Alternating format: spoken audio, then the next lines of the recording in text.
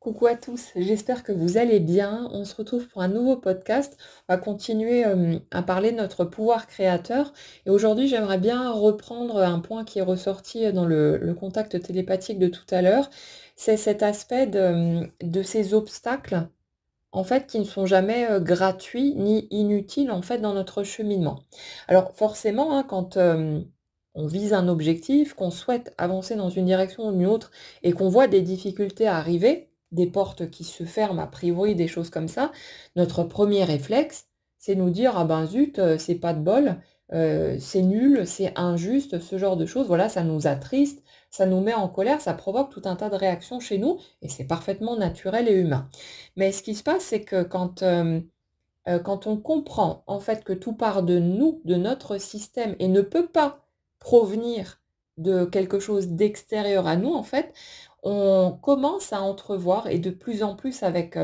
la pratique et le fait de rester conscient de cet aspect-là, on commence à entrevoir à quel point les obstacles qui nous embêtent au premier abord sont en réalité toujours des coups de pouce déguisés.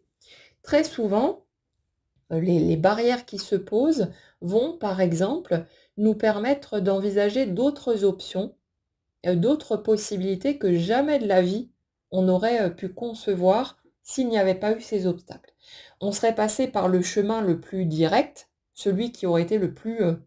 naturel à envisager, on va dire, en fonction de notre expérience et de nos connaissances et voilà, de ce qu'on a pu observer autour de soi aussi. Mais le fait est que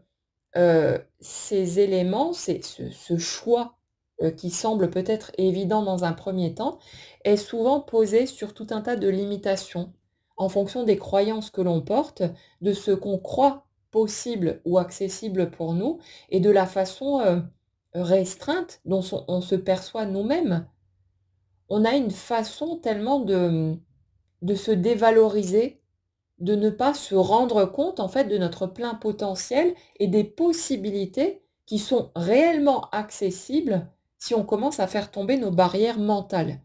Et ça fait que, quand nous, on va faire des choix, envisager certaines directions, ben, on va forcément être limité par toutes ces croyances qui sont les nôtres à ce moment-là. Et ça fait que comme il y a une part de nous qui n'a pas réellement envie d'une expérience limitée, mais qui au contraire veut déployer ses ailes et pouvoir, se sentir évoluer, accéder à quelque chose de plus grand et de plus heureux, tout simplement, de plus épanouissant. Il y a, notre énergie qui intervient, elle est tout le temps en mouvement et en train d'imprimer, si vous voulez, ce qu'elle est dans notre réalité. Mais voilà, j'utilise les mots que je peux pour, essayer d'illustrer, de façon aussi simple et compréhensible que possible. Donc si vous voulez, il y a notre énergie qui prend, le relais pour poser un obstacle, une barrière, en sachant exactement comment nous, d'un point de vue conscient, on va réagir dessus. Et c'est comme si on se disait à soi-même: «Non, non, stop, arrête-toi sur ta lancée, tu es en train de suivre une voie que tu as pas vraiment envie de suivre. Donc je pose là une barrière,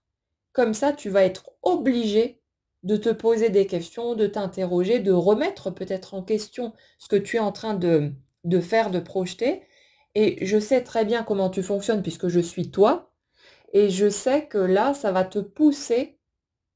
à ouvrir d'autres portes, à aller creuser plus loin, à aller chercher, à aller te poser les bonnes questions pour élargir en fait le champ des possibles et te permettre de faire un nouveau pas dans une direction qui sera, plus intéressante, plus enrichissante et qui collera mieux, qui sera plus cohérente avec ce que tu veux véritablement. En fait, c'est ça, hein, c'est tout le temps un dialogue de soi vers soi. C'est pas notre âme, c'est pas Dieu, c'est pas l'univers ou je sais pas quoi qui est en train de jouer avec nous, comme si on était des marionnettes, mais c'est nous, notre part, notre totalité, si vous voulez, la part la plus sage et la plus consciente de ce que nous sommes réellement, qui a une vision globale de qui nous sommes, de nos potentiels, de nos peurs aussi, de nos limites, où on en est sur le chemin. La part de nous, en fait, qui sait tout de nous, qui envoie à notre part consciente les éléments dont cette part consciente a besoin pour pouvoir aller exactement où on a envie d'aller. C'est pas selon une volonté extérieure, c'est pas parce que la vie où notre âme a des petits plans pour nous qu'il faudrait impérativement suivre, rien ni personne d'extérieur à nous, en tant qu'humains, n'attend de nous qu'on se réalise d'une certaine manière. Il n'y a pas de mission à accomplir, il n'y a pas d'obligation de quoi que ce soit. Ça ne veut pas dire, par contre, qu'on ne va pas ressentir un appel dans certaines directions. Mais ce sont en fait les chemins, les voies qui vont résonner le plus avec notre personnalité, nos affinités, nos goûts, notre façon d'être. Ces directions qui ressemblent, qu'on identifie en fait comme étant parfois notre mission d'âme ou ce genre de choses, c'est pas parce que c'est réellement une mission d'âme, mais c'est parce que c'est le truc qui vibre pour nous. Ça répond à tout un tas de critères, d'attentes, de souhaits que nous avons. Et c'est là où on va kiffer le plus notre vie, en fait. C'est là où on va se sentir à notre place, on va se sentir inspiré, porté. Mais c'est pas parce que quelque chose ou quelqu'un veut qu'on aille dans cette direction. C'est juste une question d'affinité énergétique. Et c'est important de mettre ces choses-là bien à leur place aussi, parce que souvent, on a en trame de fond, vous savez, un sentiment d'obligation, de pas le choix. Mon âme ou quelque chose veut que j'aille dans cette direction, je me dois d'accomplir ma mission, alors que pas du tout. On est obligé de rien. C'est juste qu'il y a certaines voies qu'on va, qui vont nous apporter beaucoup plus de joie en fait que d'autres, parce que là, ça colle avec notre façon d'être, notre sensibilité, nos affinités particulières, notre potentiel. Et c'est là qu'on peut déployer pleinement nos ailes et se sentir vraiment au top du top, parce qu'il y a une résonance, si vous voulez, entre ce qu'on est en train de faire et ce qui parle à l'intérieur de nous. Et c'est complètement logique finalement quand on se penche dessus. Alors, du coup, je ne sais plus du tout où je voulais aller avec ce point-là. Mais oui, le truc, c'est que c'est toujours un dialogue entre nous et nous. C'est-à-dire que quand on rencontre une difficulté, ce n'est pas de la malchance. Ce n'est pas le sort qui s'acharne contre nous. Ce n'est pas quelque chose de gratuit pour nous tester ou nous emmerder ou nous priver de quoi que ce soit. C'est en réalité un indice, un coup de pouce déguisé entre les différentes parts de notre être, entre cette part qui est totalement consciente et la part de nous qui joue un peu aux devinettes, hein, qui est obligée en fait de ne pas être consciente du tout, sinon la vie d'un humain ne pourrait pas être expérimentée, on ne pourrait pas, comment dire, se positionner en tant que créateur de notre expérience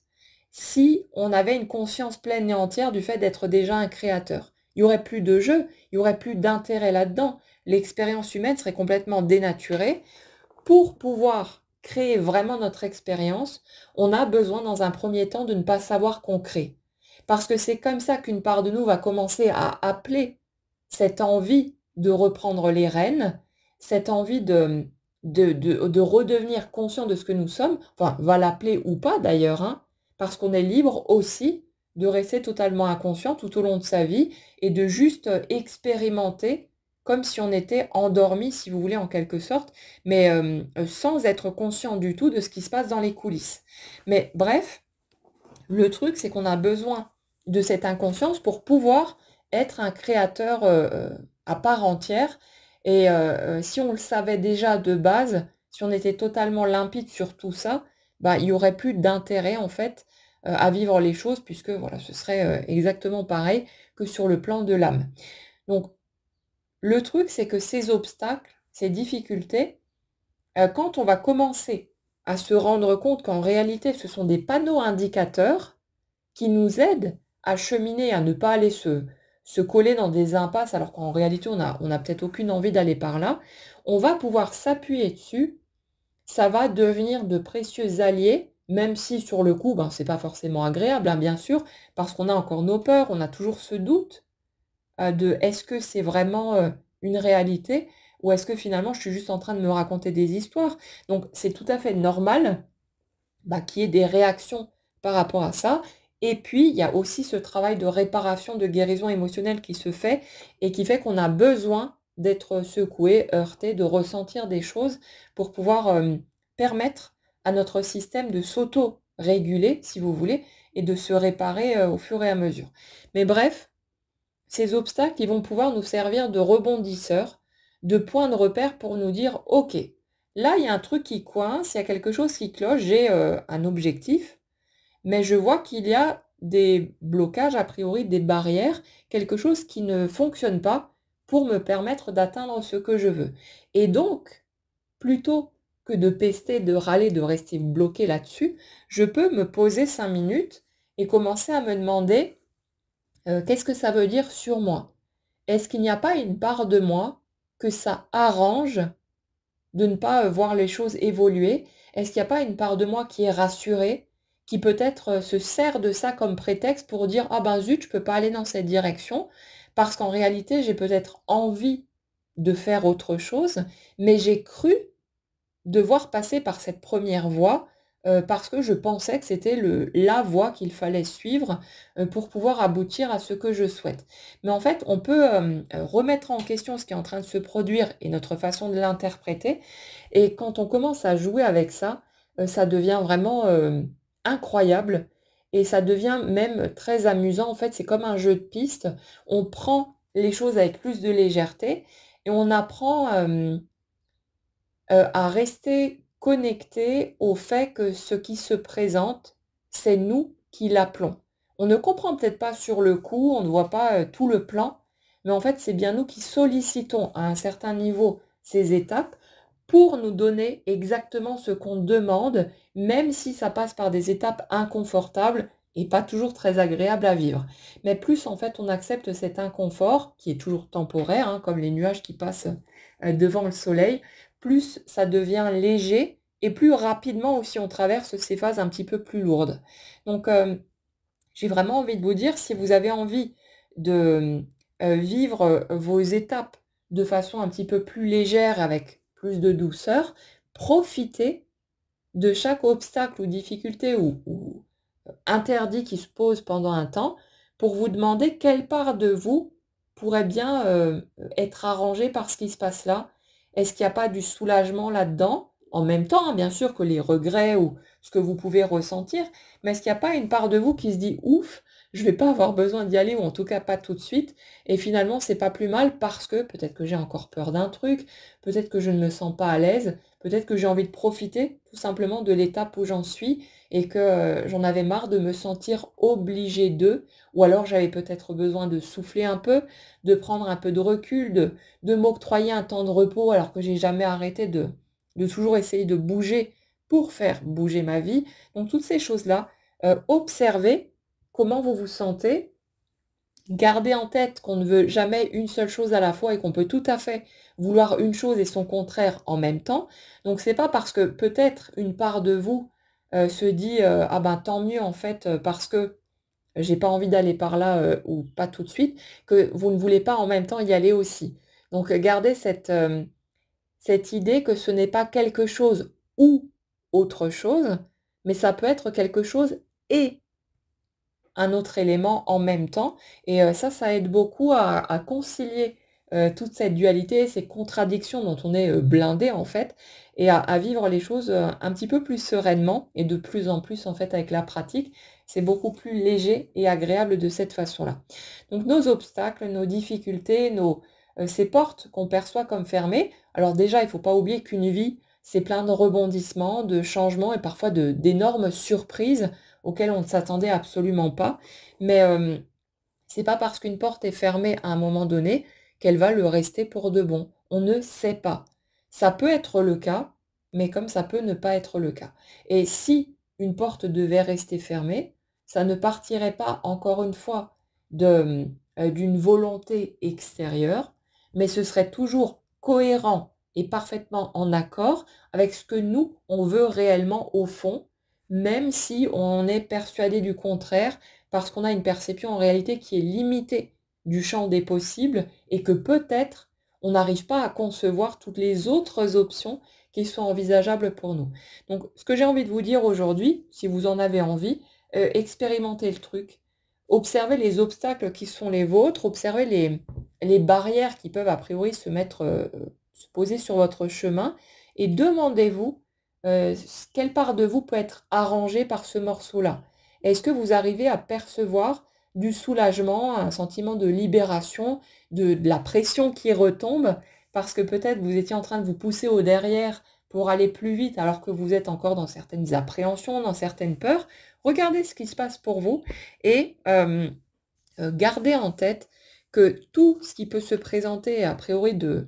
négatif à première vue ou d'embêtant, en fait, c'est bien de nous que ça part, mais de la part qui voit tout, qui sait exactement qui nous sommes, quelles sont nos limites, quelles sont nos restrictions du moment, et qui sait exactement comment doser les étapes pour qu'on puisse franchir un nouveau cap, qu'on puisse avancer dans le sens de ce qui nous tient à cœur, mais sans pour autant nous brusquer de trop, qui sait en fait exactement où on en est, ce qu'on est capable de vivre et à quel moment, et qui va organiser le parcours pour nous permettre d'avancer vers ce qu'on souhaite. C'est pas parce qu'on a l'impression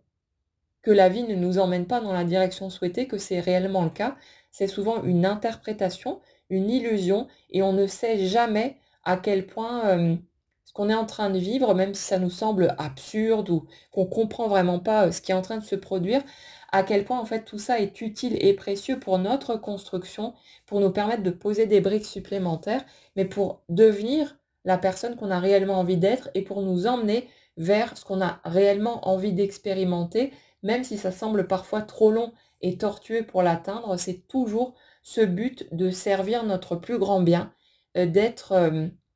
quelque part à notre propre service pour nous emmener vers ce qui nous rendra aussi heureux que possible. Donc faites confiance au processus du mieux que vous pouvez et continuez à respecter ce que vous ressentez, à respecter votre propre rythme et à vous laisser faire un pas à la fois et surtout à ne pas oublier de profiter de toutes les belles choses qui sont déjà là parce qu'il y en a plein malgré tout. Parfois on est focalisé sur les choses qui pêchent, qui manquent, etc., qui nous blessent, ou voilà, et on oublie de regarder tout le reste à côté, qui est une source de gratitude constante, et puis ça on en reparlera aussi, mais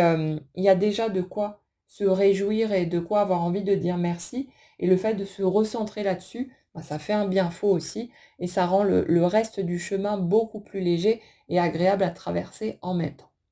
Voilà pour ça, j'espère que ça vous apportera quelques clés de compréhension supplémentaires. En tout cas, je vous souhaite une très belle journée à tous, prenez bien soin de vous comme toujours, et on se retrouve tout bientôt.